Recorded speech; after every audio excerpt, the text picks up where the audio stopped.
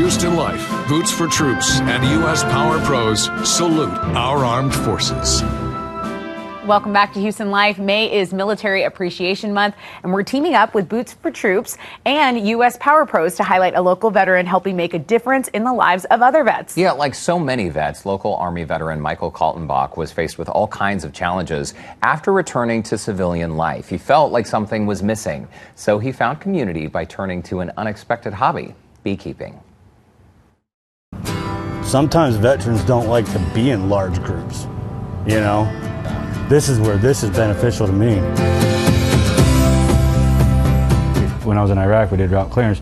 Everything was pre-planned, right? So we knew where we were going, what route we were going on, what was going to happen in the event if something happened. Everything was planned. So that is another aspect as a beekeeper, being a veteran. You have purpose, because when I go into a hive, I put my suit on. I already know, okay, now I'm getting battle ready.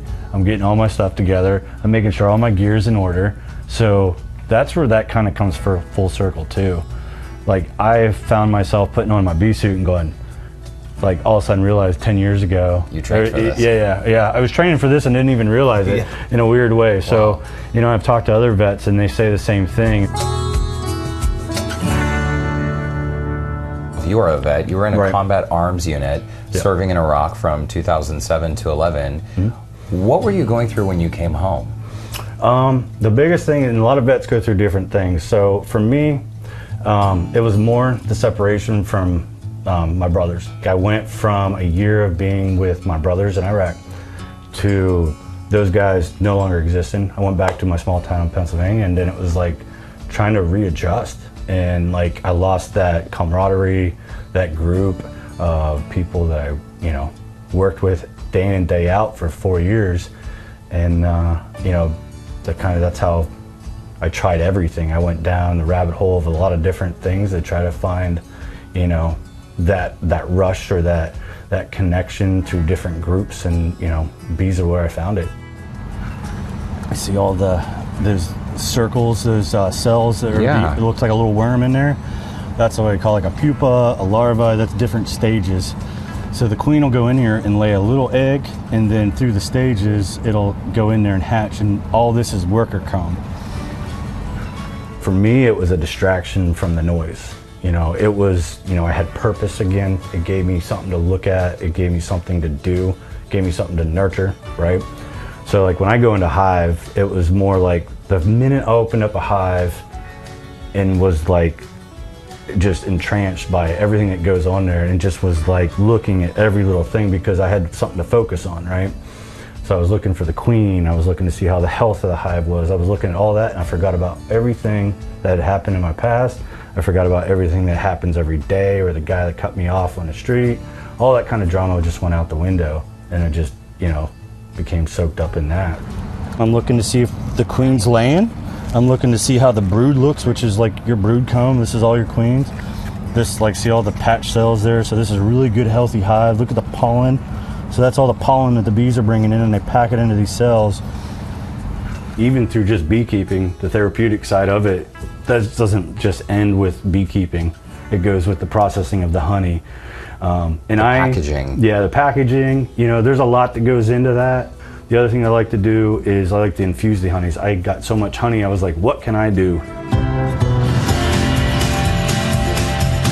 This is the operation? Yep, so this is where, like, kind of, I wouldn't say the heart of it happens, but we do have all of our honey extraction out of here.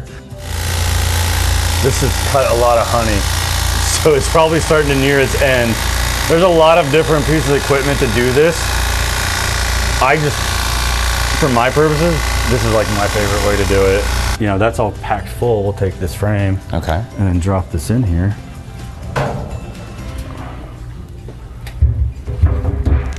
You want to do one? I'm happy to try it. Yeah. I used to do it by solar power, like just put it in a box with a glass top and let the sun do the work. That's great in Houston in the middle of summer. Oh, I bet.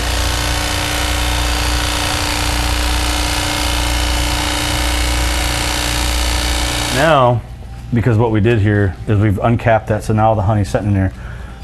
It spins it around, and then what it does is it basically pulls the honey out of the honeycomb and then throws it onto the sidewalls of the tank. And then the tanks are designed and the downward slope to basically where when it drops down, it comes out and then funnels through there, and then we run it through a strainer to just pick up any of the comb. Wow. Oh, cool. There it goes. Yeah. So, yeah. It's fascinating. Dude, I can open this up real quick too so you can actually get in there. You can see it right now if you look down in there, Derek. See all the honey hitting the side, see it spraying out. So that's what's happening. Now it's spraying down on the sidewall, and then it'll start dropping down and then go into the bucket.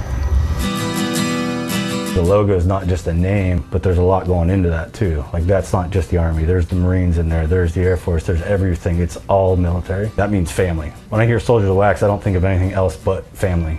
You know, that's what that all is. I was suffering and it was rough.